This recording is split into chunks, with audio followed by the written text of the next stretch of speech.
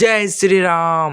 আজকে হচ্ছে 12ই জানুয়ারি আর আজকে রিলিজ পেয়েছে হনুমান মুভিটি। আর আজকে আমি ফার্স্ট শোতে গিয়ে হনুমান মুভিটি দেখে এসেছি। বলিউডে এর থেকে বড় বড় বাজেট, যেমন এই কদিন আগে বার হয়েছিল আদিপুরুষ, 500 থেকে 600 কোটি টাকাতে বানিয়েছিল আদিপুরুষ মুভিটি।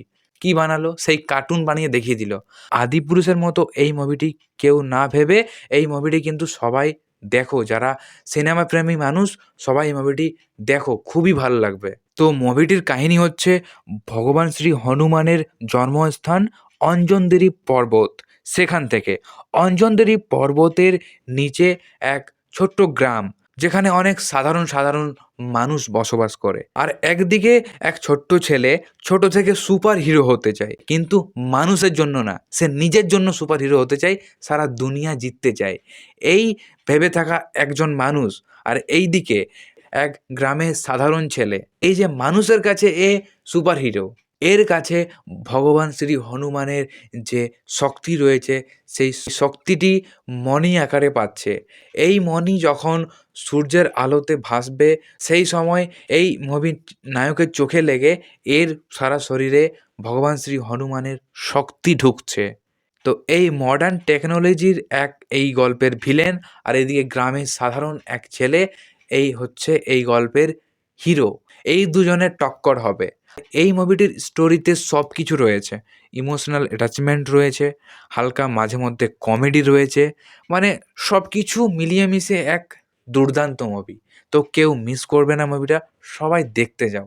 আমার তো খুবই ভালো লেগেছে।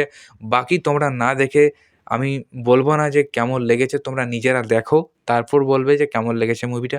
আমার তো সবথেকে ভাল লাগছিল মুভিটাতে যখন এই যে রাম, রাম, এই মানে কি বলবো, ব্যাকগ্রাউন্ডে যখন এই শব্দটা শোনা যাচ্ছিল না, সিনেমা হলের মধ্যে মানে কি বলবো, গুজবাম্প এসে যাচ্ছিল।